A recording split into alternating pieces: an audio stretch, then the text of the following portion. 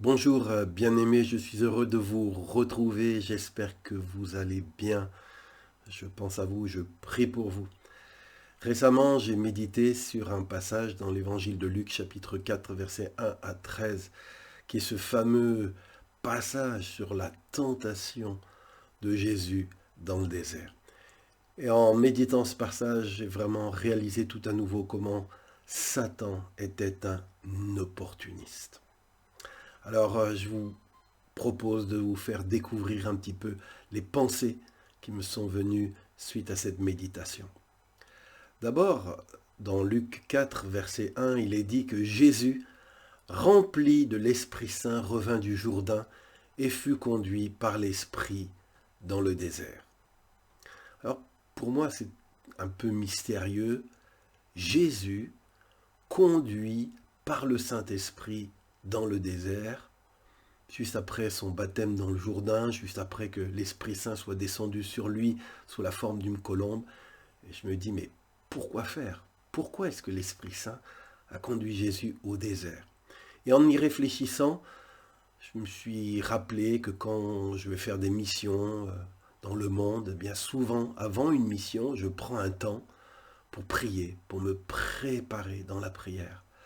Et là, Jésus, bien, il allait commencer son ministère public qui va durer 3 ans. Et avant de commencer son ministère public, eh bien, il a pris un grand temps de jeûne et prière, 40 jours. Et je pense que c'était pour se préparer, pour se fortifier intérieurement, que l'Esprit de Dieu l'a conduit dans ce temps particulier. Et quand on est dans le jeûne et la prière, à la veille d'une nouvelle étape dans notre vie, ben, qu'est-ce qu'on va prier? J'imagine qu'on va prier pour que Dieu pourvoie à nos besoins lors de cette nouvelle phase de notre vie, pendant tout le long de la mission que l'on va accomplir. Et je pense que Jésus a dû peut-être, dans ce jeûne et prière, prier pour ses besoins, demander à son Père que son Père pourvoie pour qu'il ait tout ce qui est nécessaire pour pouvoir faire sa mission dans de bonnes conditions. Et on voit que Jésus est à la fin de son jeûne et Satan s'approche de lui, voyant que Jésus a faim, que Jésus est affaibli, que ses besoins commencent à être criants. Et il lui dit, mais Jésus, mais pourvois à toi-même à tes besoins. Tu n'as pas besoin de Dieu pour ça. Si tu es le Fils de Dieu, ben, ordonne à cette pierre de se changer en pain. Oh, l'opportuniste. Il a vu que Jésus avait faim et il veut essayer de l'entraîner sur une piste pour le séparer de la dépendance de Dieu. Il veut amener Jésus à pourvoir à ses besoins par un procédé qui n'est pas celui que son Père a prévu. Et en plus, ce n'est pas le bon timing. Le temps du jeûne et prière n'est pas fini. Alors, mon frère, ma sœur, toi qui m'écoutes, fais attention à ne pas chercher à pourvoir à tes besoins en te détournant de ce à quoi tu es appelé. Ici, Jésus était appelé à un temps de jeûne et prière et il n'a pas laissé Satan s'en détourner. Je ne sais pas à quoi tu es appelé, mais ne laisse pas Satan te distraire et t'amener à pouvoir satisfaire tes besoins à ta manière, à toi. Je ne sais pas si vous vous rappelez, dans la Bible, il y a cette histoire de Abraham qui n'arrivait pas à avoir d'enfant alors que Dieu avait promis qu'il en aurait un. Et puis à un moment, peut-être il est impatient, le besoin d'enfant est là, et il va dire, et si j'essayais ma solution à moi, si je pourvoyais moi-même à ce besoin en faisant un enfant à la servante de ma femme Agar. On voit que parfois quand c'est dur, quand les promesses de Dieu tardent, on est tenté de prendre les choses en main nous-mêmes et d'accomplir par nous-mêmes les promesses de Dieu, mais ça nous amène toujours dans des galères. J'imagine que Jésus n'a pas seulement prié pour ses besoins, il a dû aussi prier son Père désert, dans ce jeûne et prière, prier que Dieu lui donne du succès dans sa mission. Je pense que nous tous, on souhaite réussir dans ce qu'on entreprend, surtout quand on fait l'œuvre de Dieu. Et là, l'entreprise dans laquelle Jésus s'était lancé, c'était une entreprise immense, une entreprise de dimension internationale. Il est venu sur la terre, pas seulement pour les brebis d'Israël, mais aussi au-delà, c'est toutes les nations qui allaient être impactées. C'était toute l'entreprise grandiose de la rédemption, tellement grandiose que les anges désirent y plonger leur regard. Et donc, il devait prier pour que le Seigneur aplanisse son chemin, lui donne le succès. Et voilà, dans ce moment-là, Satan, voyant, ou peut-être entendant même cette prière, vient et puis suggère à Jésus, mais c'est facile. Pourquoi demander à ton Père le succès? Pourquoi demander que tu seras écouté, que tu deviendras populaire? Non, moi je peux te donner tout ça. Hein, regarde, il l'emmena, il est dit, Jésus, il l'emmena à un endroit plus haut, il lui fit voir en un instant tous les royaumes de la terre, et Satan dit à Jésus, mais je te donnerai tous ces royaumes, toute leur gloire, ça m'a été remis, je peux le donner à qui je veux. Si donc tu te prosternes devant moi, tout sera à toi.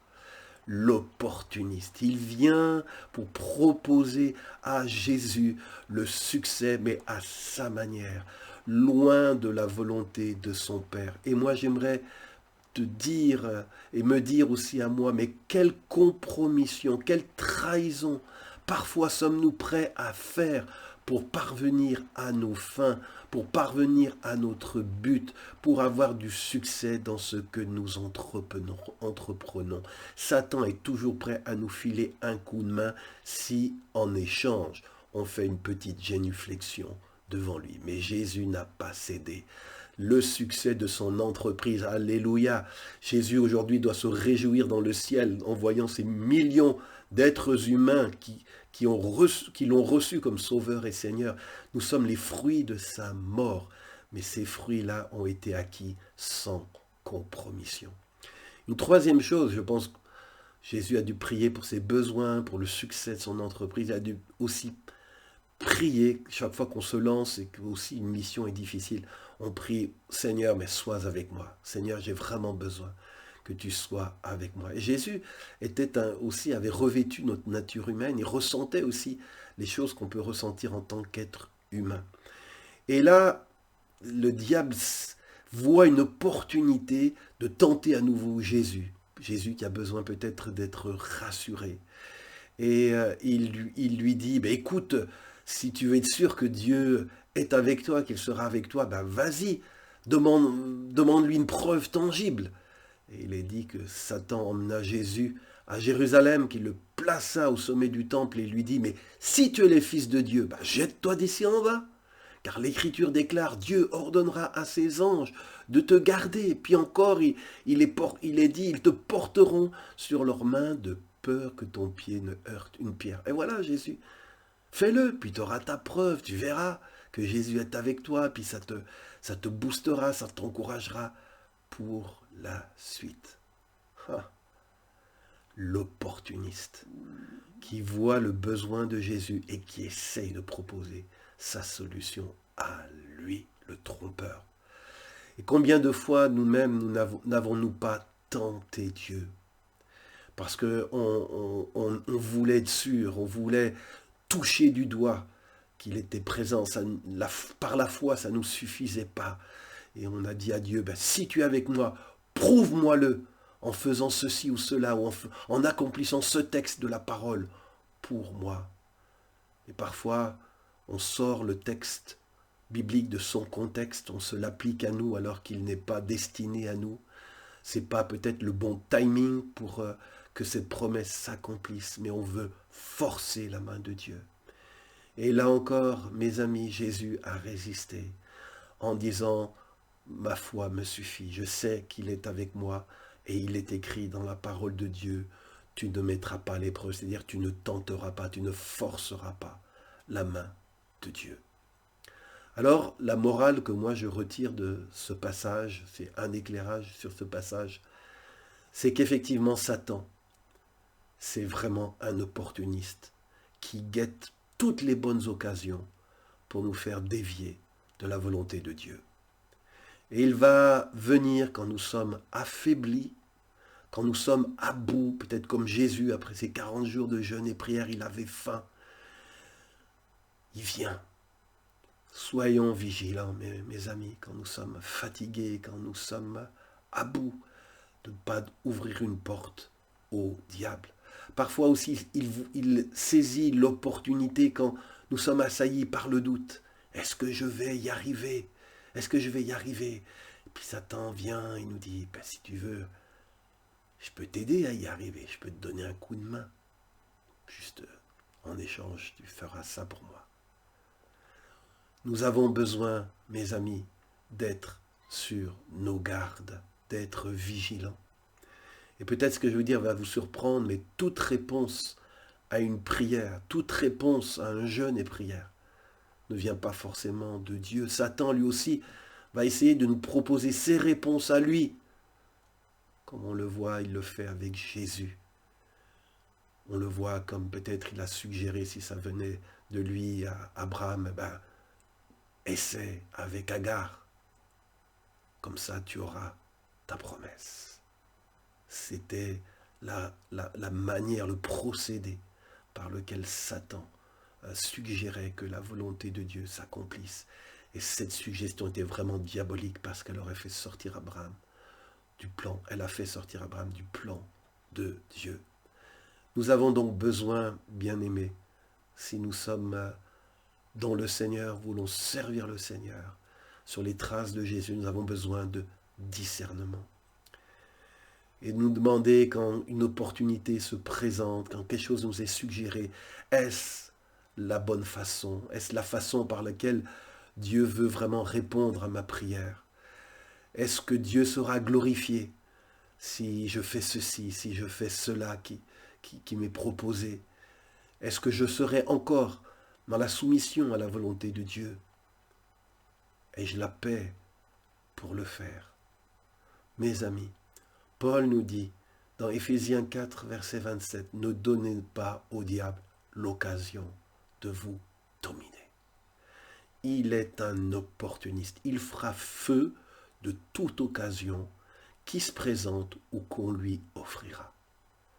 Que Dieu nous garde, bien-aimés, de donner au diable une occasion qu'il nous domine, de lui céder une petite partie de ce qui nous a été donné, du terrain qui nous a été confié. Nous voulons que Satan n'ait aucune part dans notre vie. Et vous savez, dans Luc 4, ce chapitre de la tentation de Jésus au désert, ça se termine avec le verset 13 qui dit ceci. Après avoir achevé de tenter Jésus de toutes les manières, le diable s'éloigna de lui jusqu'à une autre occasion.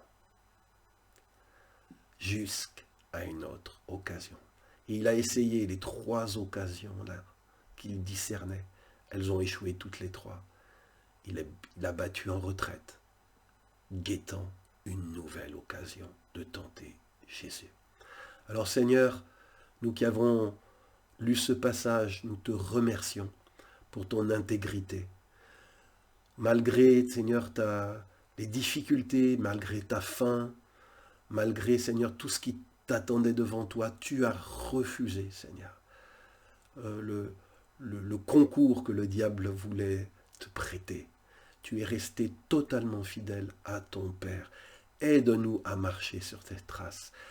Seigneur, rappelle-nous que Satan est un opportuniste et que toute bonne occasion qui se présentera, il pointera son bout du nez pour essayer de nous faire dévier. Seigneur, délivre-nous du mal, délivre-nous du malin, car c'est à toi, Seigneur, qu'appartient le règne, la puissance et la gloire. Bénis mon frère, bénis ma sœur, Seigneur. Garde-nous, Seigneur, dans l'intégrité et la fidélité, au nom de Jésus. Amen. Si vous n'êtes pas encore abonné à cette page ou à ma chaîne YouTube, je vous encourage à le faire. Et je vous donne rendez-vous vendredi prochain pour un nouveau partage. Et si vous n'êtes encore jamais allé sur notre site Internet. Je vous encourage d'aller le visiter. Ce site s'appelle cdlr.fr. C'est facile, vous tapez cdlr.fr. Et là, vous arriverez sur un site qui vous propose toutes sortes de ressources chrétiennes, des vidéos, des messages audio en podcast, des messages écrits, des témoignages sur les missions que nous faisons. Nous savons, nous croyons que Dieu nous a conduits à construire ce site pour vous bénir et vous faire du bien. Et tout comme ces vidéos du vendredi vous font du bien, ce site, si vous le fréquentez, il vous aidera à grandir dans votre foi. Donc n'hésitez pas à aller visiter le site cdlr.fr. Que Dieu vous bénisse. À vendredi. Au revoir.